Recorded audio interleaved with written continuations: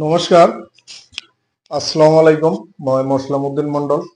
মই আজি এটি বিশেষ আলোচনালৈ বহিছোঁ। মোৰ লগত উপস্থিত আছে আমাৰ প্ৰাক্তন কৃষক মুক্তিৰ যুৱ নেতা আব্দুল্লাহ ডাঙৰীয়া, আৰু তেখেতৰ লগত মই আজি কেইটামান গুৰুত্বপূৰ্ণ কথা আলোচনা কৰিম। মই প্ৰথমে আব্দুল্লাহ ডাঙৰীয়াক নিজৰ পৰিচয়টো দিয়াৰ কাৰণে আছোঁ। মোর নাম আব্দুল্লাহ মন্ডল, বৈজার গাকি সমিতি সভাপতি প্রাক্তন সভাপতি, আর বর্তমান মই রাইজের দলে যোগদান করেছি। আপনি যেহেতু কৃষক মুক্তির এজন ভাল যুৱকণ্ঠ আছিল, আপনি কিয় কৃষক মুক্তি এৰিলে?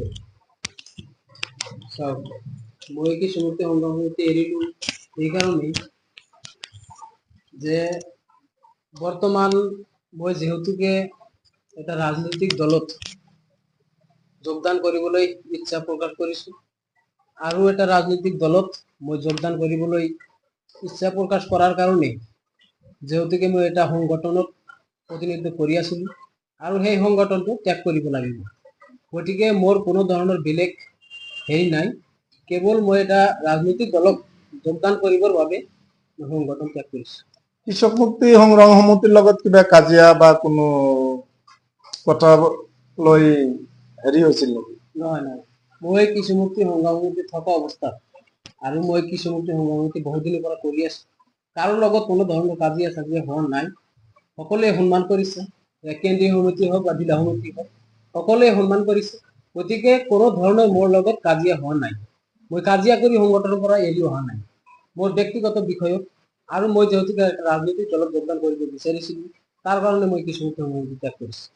কৃষক মুক্তিৰ পৰা এতিয়া আপনি ৰাজনৈতিক দল, তো আমি যিখিনি জানো ইতিমধ্যে আপনি ৰাইজৰ দলত যোগদান কৰিলে, আৰু কিয় কৰিলে? ৰাইজৰ দলৰ প্ৰতি আপনাৰ আগৰ পৰাই তেনেকুৱা এটা ডিসকাস বা আলোচনা আছিল নেকি, যে ৰাইজৰ দলে আপনাক কৈছিল নেকি যে তুমি কৃষক মুক্তিৰ পৰা ফালৰি কাটি আমাৰ দলত জয়েন হওয়া বা যোগদান কৰা?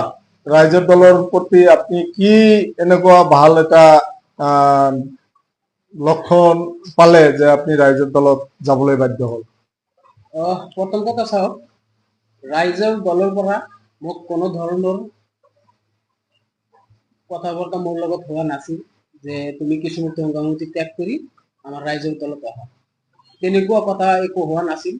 গতিকে মই যেহেতু ৰাজনৈতিক দলত যোগদান কৰিব বিচাৰিছিলো, মোৰ একান্ত ব্যক্তিগতভাৱে মই ৰাজনৈতিক দলত যোগদান কৰিবলৈ ইচ্ছা প্ৰকাশ কৰাৰ বাবে মই সংগঠন ত্যাগ কৰিছো। আৰু ৰাইজৰ দলৰ পৰা কোনো ধৰণৰ মোক তেওঁলোকে আলাপ আলোচনাৰ মাধ্যমেৰে মোক কোৱা নাই যে তুমি ৰাইজৰ দলত আহা। গতিকে যেহেতুকে অসমৰ ভিতৰত আমি বৰ্তমান দেখিবলৈ পাইছো যে অসমৰ ভিতৰত আমি যদি চাবলৈ যাওঁ, এটাই ৰাজনৈতিক দল আছে যিটো ৰাজনৈতিক দলে হিন্দু মুছলমানৰ নামত ৰাজনীতি কৰা বিজেপি চৰকাৰক পতন ঘটাব পাৰে, সেইটো দল হৈছে ৰাইজৰ দল। গতিকে আমি অখিল গগৈ ডাঙৰীয়াৰ নীতি আৰু আদৰ্শৰ প্ৰতি আকৃষ্ট হৈ আৰু ৰাইজৰ দলৰ নীতি আদৰ্শৰ প্ৰতি আকৃষ্ট হৈ মই ৰাজনৈতিক দলত তথা ৰাইজৰ দলত যোগদান কৰিছো। আপনাৰ সমষ্টি যেহেতু জৰুৱা বন্দীখানা, জৰুৱা বন্দীখানাত কি ৰাইজৰ দলৰ ডাইৰেক্ট কোনো কেণ্ডিডেট থাকিব নেকি বিধানসভাত 2026 চনৰ কাৰণে? সেই বিষয়ে মই এতিয়ালৈকে সম্পূৰ্ণভাৱে ক'ব নোৱাৰিম, যেহেতুকৈ মই নতুনকৈ ৰাইজৰ দলত যোগদান কৰিছো। কিন্তু যেহেতু কেন্দ্ৰীয় নেতৃত্বই মোৰ যোগদান সভাখনত উপস্থিত আছিল, তেতিয়াই তেওঁলোকে হয়তো আপোনালোকৰ সংবাদ মাধ্যমৰ যোগেদি জনাইছে যে বিষ্ণু জৰুৱা সমষ্টিত ৰাইজৰ দলে 2026 বিধানসভা নিৰ্বাচনত প্ৰতিদ্বন্দ্বিতা আগবঢ়াব বুলি তেওঁলোকে কৈছে। আমিও শুনা পাইছো যে ৰাইজৰ দলে 2026 চনত বিষ্ণু জৰুৱা সমষ্টিত কেণ্ডিডেট দিব, কিন্তু কেণ্ডিডেট কাক দিব এই বিষয়ে কোনো আলোচনা হয়?